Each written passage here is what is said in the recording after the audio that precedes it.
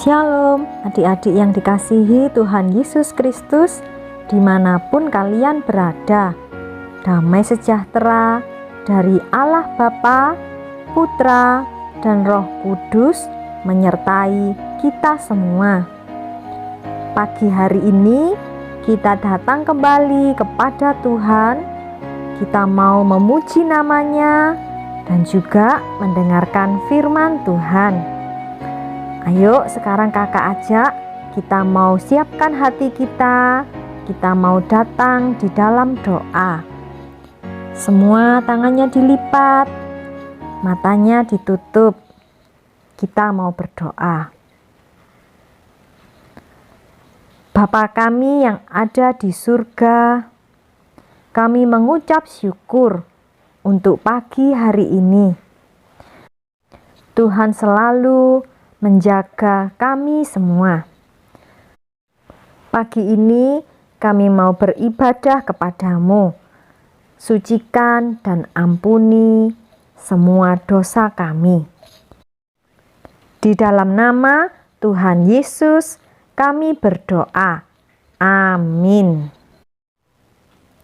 Biarlah nama Tuhan dipuji dari terbitnya matahari sampai terbenamnya.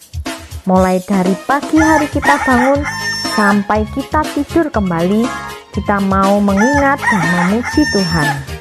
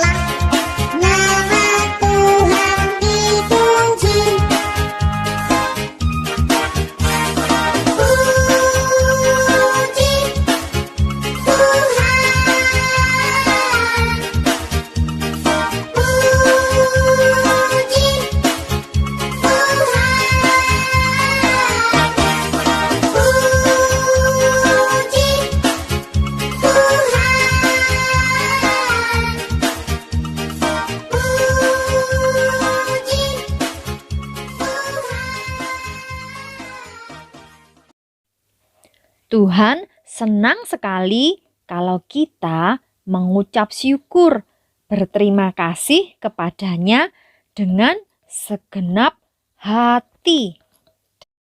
Seperti yang ada di ayat hafalan kita, Mazmur 9 ayat 2a. Aku mau bersyukur kepada Tuhan dengan segenap hatiku. Ikuti ya. Mazmur 9 ayat 2a. Aku mau bersyukur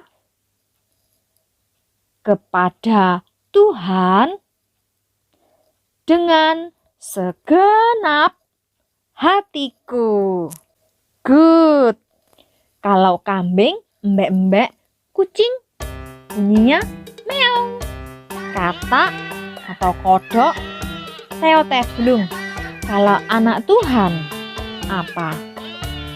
Glory, haleluya, puji Tuhan. Ayo semua bangkit berdiri, berdiri. Semua menyanyi ya sambil bertepuk tangan.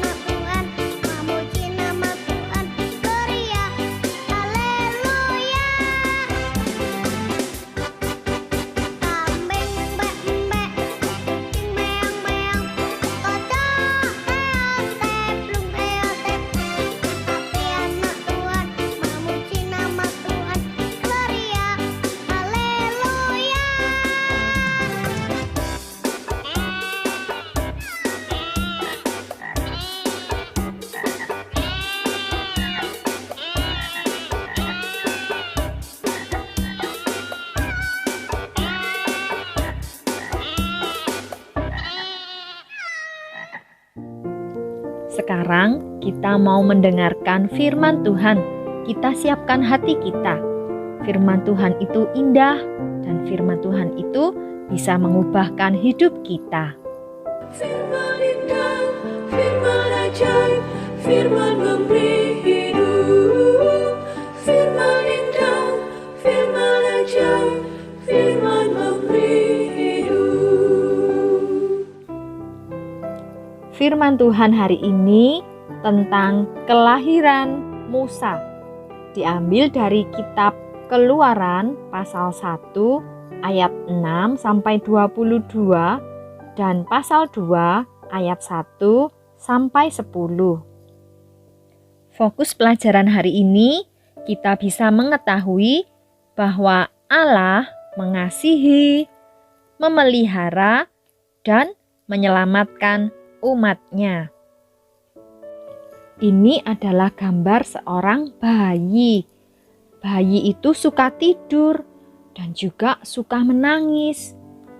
Karena bayi belum bisa berbicara, jadi kalau dia lapar atau popoknya perlu diganti atau sakit, dia akan menangis. Semakin besar bayi, suara tangisannya menjadi semakin keras dan semakin kuat. Bayi ini adalah bayinya orang Israel, yaitu umat pilihan Allah, umat yang disayang dan menjadi kepunyaan Allah. Dahulu umat Allah ini hidup di Mesir. Ketika mereka hidup di Mesir, mereka harus bekerja sangat keras. Bangsa Israel ini sedih dan berdoa kepada Allah. Keluarkanlah kami dari Mesir. Orang-orang di sini jahat kepada kami. Raja Mesir yang disebut Firaun sangat jahat. Waktu raja ini melihat orang-orang Israel, umat Allah, mempunyai banyak bayi dan mereka bertambah banyak, Raja Firaun ini menjadi takut. Dia berkata, "Ada terlalu banyak umat Israel yang hidup di Mesir di sini. Nanti mereka akan merebut negeri kita. Kita harus menghentikan mereka.